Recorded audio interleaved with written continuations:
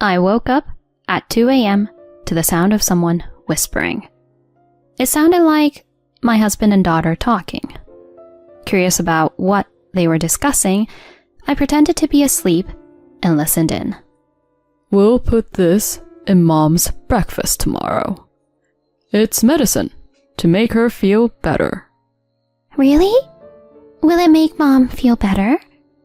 Of course. I was shocked to hear their conversation. What on earth was my husband thinking? And then the next morning, believe it or not, he was rushed to the hospital in an ambulance. Sensing his scheme, my daughter and I decided to take certain actions. Please enjoy the surprising twists and turns that unfold next. My name is Ashley, and I'm 35 years old. I work hard at my job every day. My family consists of my husband, Carl, and our 6-year-old daughter, Emma. Despite being busy, we enjoyed a happy life as a family of 3. Carl has loved cooking since he was a kid and had just opened his dream restaurant.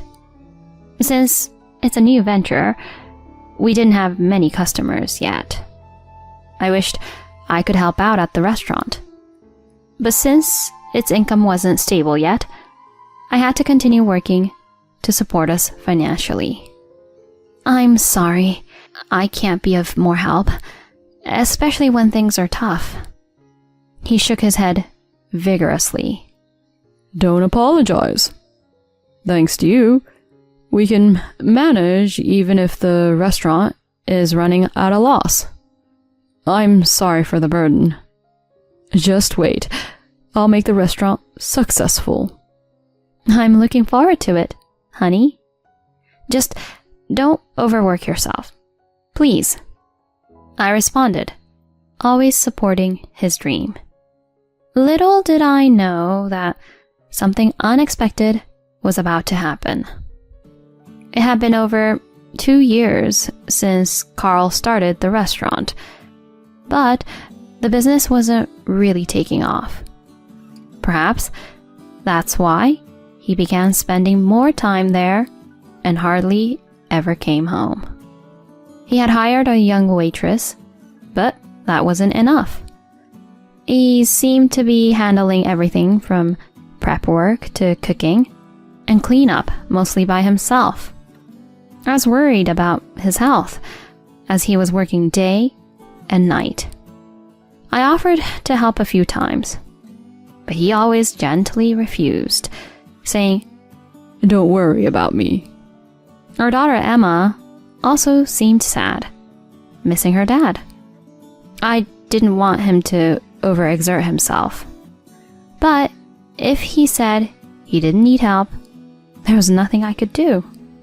I was also worried about Emma. It's common for parents to worry that their child might be falling behind others in development. But my concern was the opposite. Emma was exceptionally smart, without any bias from me. She started talking normally at 1, mastered the alphabet at 3, read picture books by herself, and could nearly write sentences at 4. By 5, she was using my computer and smartphone. And at 6, she started reading foreign languages and looking up meanings on her own. To my husband, who rarely saw her, she just seemed like a normal child, unaware of her abilities. But I worried that her intelligence might be used for something bad. That's why I had told her not to show off her smarts too much outside. I thought about discussing her with Carl, but decided against it, not wanting to bother him in his busy state. This decision would later prove to be the right one. One day, my office unexpectedly closed due to a minor fire in another company on a different floor of our building. The sprinklers went off, soaking everything. Water even started leaking into our office. We had to move important documents and cover computers, resulting in a big commotion. Apparently, the fire was caused by a forgotten cigarette by an employee upstairs. What a nuisance for us. Until the repairs were completed, our office was closed. This sudden day off left me feeling a bit lost. I considered picking up Emma from daycare, then had a thought. This was the perfect chance to help at Carl's restaurant. I headed there right away. Thinking it rude to show up unannounced, I called Carl, but he didn't answer. He must have been too busy. When I got to the restaurant, I felt something was off. The flowers outside were wilted, and the place was eerily quiet. Inside, there were no customers. Then, I heard laughter from the kitchen, Carl's voice, and the waitresses. They seemed to be having a great time. I couldn't quite explain it, but I had a bad feeling, like a woman's intuition. Peeking into the kitchen, I saw Carl and the waitress goofing around, too close for a boss and an employee. He was touching her cheek, almost ready to kiss her. I couldn't help but call out, "Hey, what are you two doing?" He turned to me with a startled look, his face turning pale, and quickly stepped away from the waitress. She noticed me and hurriedly moved to another part of the restaurant.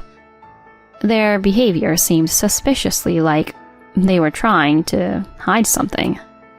He gave me a forced smile. Oh, Ashley? I'm surprised you came by unexpectedly. What's up? You know, I have my own schedule here. It's really inconvenient when you come without an appointment. The office had a bit of trouble, so we closed. I thought I'd check on the restaurant. There aren't any customers.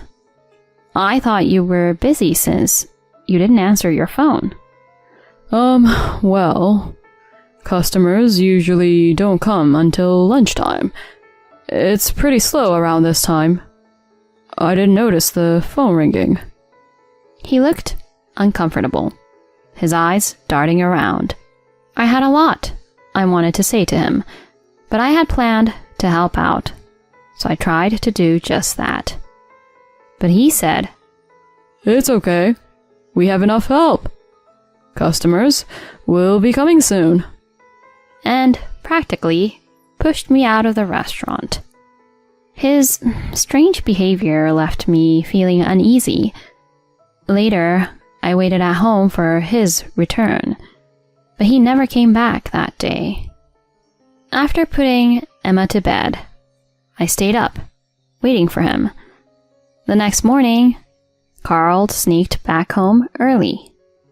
I caught him trying to slip into the living room and called out from behind, "Welcome back. You're being awfully careful just to enter the house." Whoa. You're awake? I thought you'd be sleeping. He avoided eye contact with me the whole time, looking pretty awkward. Annoyed, I confronted him about his shady behavior with a waitress at his restaurant. "What's the deal with the waitress you hired? You two seemed pretty cozy. And yesterday, you were about to kiss her, weren't you?" Hey, don't talk nonsense. She's just an employee. Yesterday, she said she got something in her eye, and I was just trying to help her out. I didn't believe a word he said, but without proof, I couldn't press the issue further. So I apologized. Seems like I misunderstood. Sorry about that. Changing the subject, I asked about the restaurant. His expression turned serious. To be honest, the business is struggling. We're not getting enough customers and are operating at a loss. If this continues, we might have to close. I'm planning to talk to the bank about a loan. Hearing this, I felt disheartened. His restaurant wasn't doing well, and we were already cutting corners everywhere. And now, we might end up in debt too. Despite my gloom, I had to stay upbeat in front of Emma, our daughter. Then one day he suggested, Let's go on a family trip. Looks like we might get the loan from the bank. I think we can take a break and make some great memories before things get busy again. Indeed, we hadn't been out much due to the restaurant's troubles. Hearing about the trip, Emma was even more excited than I was. Thinking it'd be a nice break, I agreed to the trip. Our relationship had been strained lately, so maybe this could mend things. So, we set off on a 2-night, 3-day family trip. The first day at the amusement park was fun. Emma was happy. Carl was smiling. And even I managed to enjoy myself, putting aside my troubled thoughts. After a full day at the park, we stayed at a nearby hotel. It was spacious, and the dinner was lavish. Relaxed, I fell asleep, talking to Emma about what we should do the next day. At 2 a.m., I suddenly woke up to Carl and Emma whispering. Curious about what they were discussing, I pretended to be asleep and listened in. Listen, tomorrow we'll put this medicine in Mom's breakfast. She's been so tired from work, right? This is a nutritional supplement. Mom will get better? Yay! But why keep it a secret? Just tell her it's a health supplement. This medicine needs to be taken in large amounts. She wouldn't like that, so it's kind of a surprise. She'll be happier if it seems like a gift from you. Once she's better, we'll tell her it's a health supplement. Their suspicious conversation made me tense. Any health supplement that needs to be hidden doesn't sound legitimate. What was he planning? Pretending to sleep, I heard his snores. Then Emma whispered, Mom, you're awake, right? Confused, I sat up. She handed me something. I want you to see this. Through her, I learned about his scheme.